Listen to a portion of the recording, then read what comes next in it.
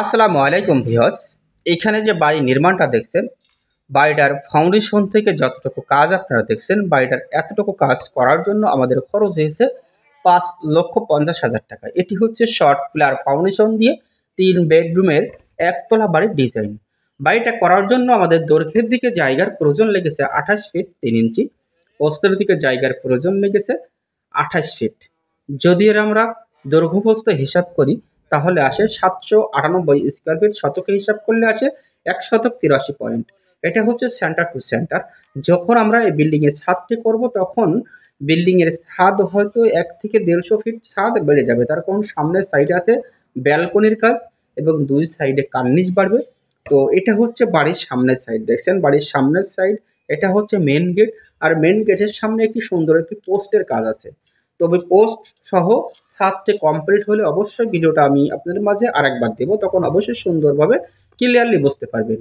তো আসেন এই বাড়িটির পুরো ফ্লোর প্ল্যানটি সহ পুরো বিষয়টা আপনারা জানবেন এবং কিভাবে এই বাড়িটির ফাউন্ডেশন সহ আমরা কাজ করেছি আর কিভাবে কাজ করলে আপনি কম খরচের ভিতরে সুন্দর মানের একটি একতলা বাড়ি নির্মাণ করবেন, তার পূর্ণ প্রসেসটা কিন্তু আজকে এই ভিডিও থেকে আপনারা জানবেন। এটি হচ্ছে শর্ট পিলার ফাউন্ডেশন দিয়ে এই বাড়িটি নির্মাণ করা হচ্ছে। বাড়িটাতে কলাম ইউজ করা হয়েছে 12টা কলামের উপরে 3 বেডরুমের একটি একতলা বাড়ি নির্মাণ কাজ আপনারা দেখছেন। বাড়িটার পিছন সাইডে আমরা পাবো হচ্ছে 2টা বেডরুম, সামনের সাইডে পাবো আমরা একটা বেডরুম, এবং এটা হচ্ছে সর্বপ্রথমে ঢুকে হয়ে যাচ্ছে হচ্ছে ড্রয়িং এবং ডাইনিং। এই ড্রয়িং ডাইনিং থেকে কিন্তু আমরা 3টা মাস্টার বেডে যাব, এবং সামনাসামনি যে গ্যাপটা আপনি দেখছেন এই গ্যাপটা হচ্ছে সিঁড়ি, এবং সিঁড়ির যে রডটি রাখা হয়েছে এই জায়গাটা আমাদের একটু ভুল হয়েছে। এটা হচ্ছে এই বাম সাইডের ওয়ালের সাথেই যাবে, কিন্তু আমাদের রড রাখার সময় এই জায়গাটা একটু ভুল হয়েছে। তো এইটা আমরা আবার মডিফাই করে নেব। অবশ্যই আপনারা এটা মডিফাই করে নেবেন, নিয়ে আপনার বিল্ডিংটি নির্মাণ করবেন। এটা হচ্ছে 2টা দরজার মাঝে অবশ্যই আপনার 15 ইঞ্চি প্লাটটা ইউজ করা অত্যন্ত জরুরি। তারপর দুই দরজার মাঝে যখন আমরা 15 ইঞ্চি প্লাটটা ইউজ করি শুধুমাত্র কিন্তু দরজার ভারটা রাখার জন্য না, পুরো বিল্ডিং এর লোড ক্যাপাসিটি নেওয়ার জন্যই কিন্তু ওই মাঝ বরাবর এই প্লাটটা আমাদের দেওয়া হয়। দেখেন এখানে মাঝখানে অনেকে ভুল করে 10 ইঞ্চি পিলার করে, এই জায়গা থেকে অবশ্যই 10 ইঞ্চি বাই 15 ইঞ্চি পিলারটা দিবেন। সেক্ষেত্রে আপনার 2 দরজার লোডটা নিতে পারবে, পুরো বিল্ডিং এর লোডটাও বহন করতে পারবে। এটা হচ্ছে সামনের সাইডের বেডরুম, আর এই বেডরুমের সাইজটি দেওয়া হয়েছে 14 feet by 10 feet 5 inch. 14 feet by 10 feet 5 inch এই বেডরুমের সাইজটি দেওয়া হয়েছে। ফ্লোর প্ল্যানটি দেখলে অবশ্যই সুন্দরভাবে বুঝে নিতে পারবেন।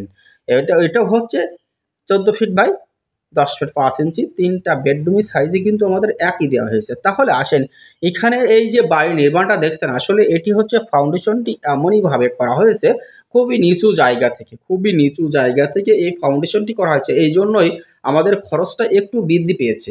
এখন এখানে চারি সাইডের যে ওয়ালগুলা সম্পূর্ণ কিন্তু আমরা 10 ইঞ্চি গাঁথনি করেছি বিমের নিচেই, এবং কোটিং কলমটি ঢালাই করতে হয়েছে 12 ইঞ্চি বাই 12 ইঞ্চি। কিন্তু শুধুমাত্র বিল্ডিং এর ভিটা লেভেলটা অনেক লং হওয়ার কারণেই আমরা কলমের সাইজটি বাড়াইয়েছি, গাঁথনিটা মজবুত আরো বেশি করেছি। এই জন্যই আমাদের খরচটা একটু বৃদ্ধি পেয়েছে। এবং এই যে গ্যাড বিমের পর থেকে যে গাঁথনিটা দেখছেন, গ্যাড বিমের পর থেকে আমাদের লিংটন থামলটি গাঁথনি কমপ্লিট হয়েছে। আর লিংটন থামলটি দিয়েছি আমরা 6 ফিট 9 ইঞ্চি। আপনি চাইলে অবশ্যই 6.5 ফিটে করতে পারেন, চাইলে 7 ফিটে করতে পারেন, চাইলে 6 ফিট 9 ইঞ্চিতে করতে পারেন। তবে পারফেক্ট মাপটা হয় যদি আপনি 7 ফিটে করেন, সেক্ষেত্রে আপনার খুবই সুন্দর একটি মাপ সাইজ হয়। তো আসেন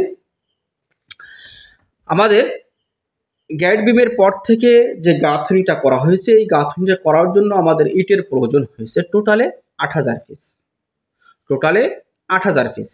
এবং এই যে লিংটনটি আমাদের করতে হবে, এই লিংটনটি করার জন্য আমাদের সিঁড়ি সহ লিংটন করার জন্য আমাদের রডের প্রয়োজন হচ্ছে 450 কেজি, এবং বিম এবং কলাম বেস এটা করার জন্য আমাদের রডের প্রয়োজন হয়েছে 1450 কেজি।